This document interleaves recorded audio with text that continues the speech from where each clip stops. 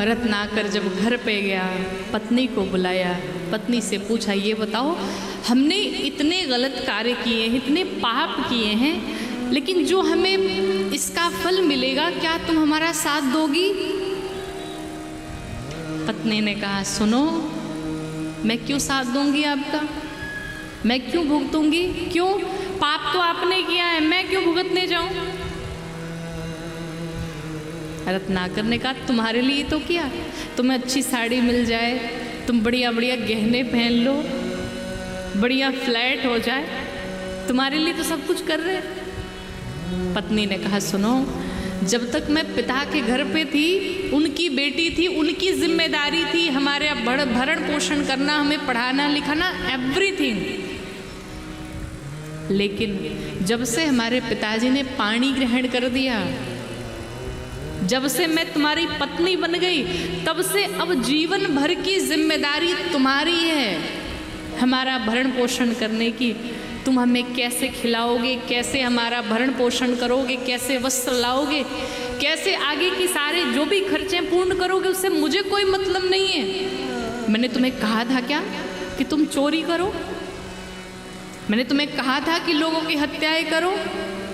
मैंने तो कहा नहीं था, तुमने खुद चुना है, तो मैं क्यों दोषी होंगी? रत्नाकर ने कहा, बाबा जी ने बात तो सही कही थी। बच्चों के पास पहुंचे, बच्चे मुझे बहुत प्रेम करते हैं। बच्चों के पास गए, पिताजी जब बच्चे सामने आए, कहा, लाला एक बात बताओ, हम ये जितना पाप करते हैं, क्या तुम सब उसमें भागीदार बनोगे? तुम तो हमसे प्रेम करते हो। बच्चों ने कहा, पिताजी जब तक हम नाबालिग हैं, जब तक हम अपने पैरों पे नहीं खड़े हो जाते हैं, तब तक आपकी जिम्मेदारी बनती है हमें पढ़ाना लिखाना, हमारे खर्चे उठाना। और आप हमारे खर्चे कैसे उठाते हैं, मुझे इससे कोई फर्क नहीं पड़ता है। रत्नाकर की आंखें खुल गई हैं।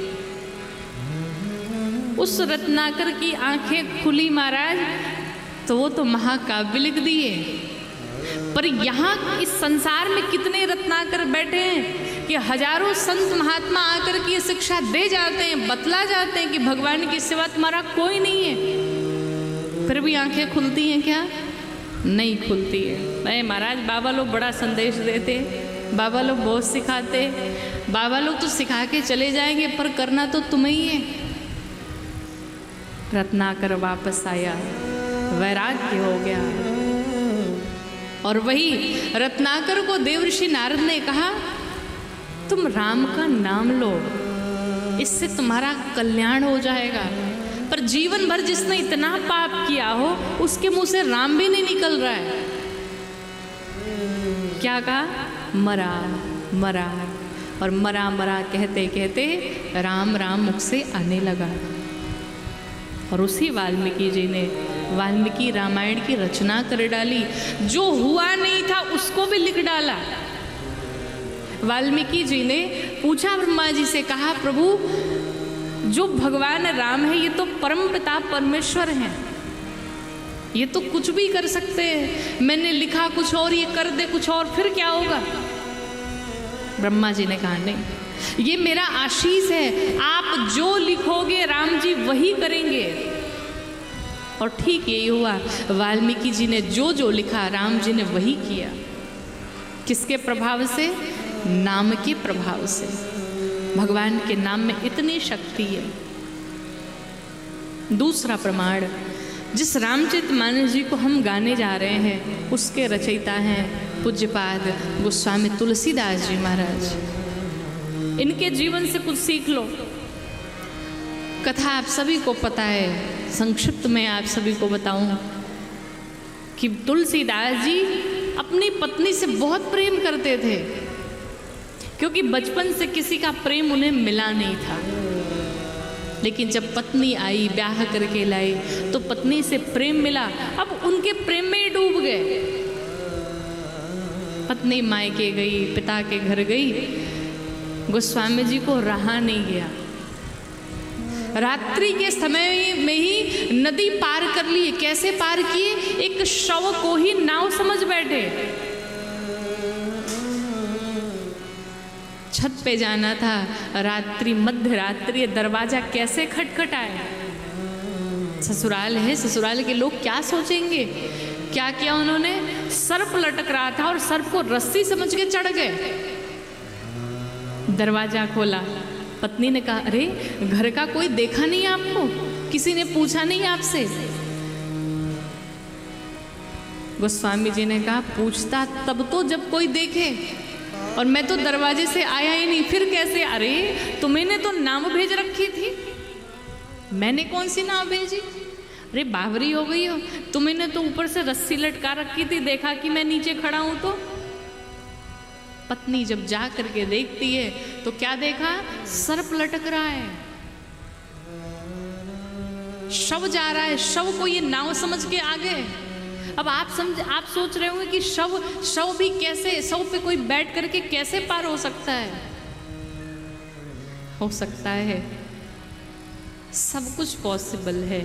कैसे, जिसके पास राम की शक्ति है, जिसके पास राम रूपी धन है, मुर्दा भी पार लगा देता है महाराज।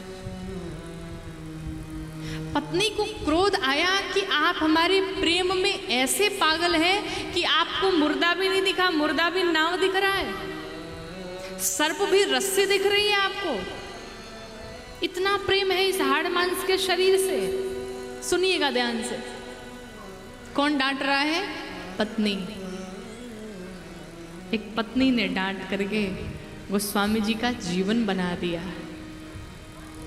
पत्नी ने कहा इस हाड़ मांस के शरीर से आपको इतना प्रेम है, इतना लगाव है कि आपको कुछ नहीं दिखा।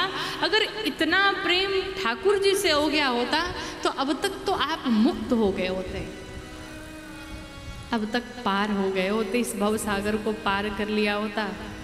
और ये हाड़ मांस का शरीर ही तो है, जिस शरीर से आपको इतना प्रेम है। एक बार कल्पना करो, आंखों से सुबह उठते हैं गंदगी निकलती है, कानों से देखो गंदगी निकलती है, नाक से देखो गंदगी निकलती है, मुख से देखो गंदगी निकलती है, थोड़ी सी चमड़ी छिल जाए रक्त निकलता है, उससे अंदर जाओ मांस पड़ा हुआ है। एक हड्डी बाहर फेंकी हो तो आपको अजीब सा लगता है कि हड्डी है, पर वही हड्डी तो हम सभी के भीतर है। नफरत होती है क्या शरीर से, क्यों, इसकी ऊपर से डेंटिंग पेंटिंग कर दी गई है, इसलिए बिल्कुल क्लीन दिखाई पड़ रहा है, पर गंदगी तो हम सभी के भीतर बड़ी भरी पड़ी है। हड्डी से आपको इतना प्रेम है कि प्रेम में व्यक्ति पागल हो जाता है। एक कामी पुरुष के ऊपर जब कामदेव जी 5 पुष्प का बाण अनुसंधान करके चला देते हैं महाराज, उसे कुछ नहीं दिखाई देता, मान सम्मान, अपनी मर्यादा, अपना सम्मान, अपना धन दौलत, यश कीर्ति वैभव कुछ दिखाई नहीं पड़ता। सिर्फ एक ही दिखाई पड़ता है, वही हाड़ मांस का शरीर। वो हमें कैसे प्राप्त हो जाए। आपको हड्डी से इतना प्रेम है, पर हड्डी बनाने वाले से प्रेम नहीं है। कल्पना किया कभी, प्रेम हो संसार में, लेकिन ठाकुर जी का विस्मरण ना हो। पत्नी ने इतना समझाया, गोस्वामी जी वापस हो गए उसी रात्रि और सब कुछ छोड़ दिया, अब नहीं जाना। अयोध्या जी गए, फिर काशी जी गए, और वहीं पर जाकर के दिन रात भगवान की कथा श्रवण करने लगे, भगवान का कीर्तन करने लगे।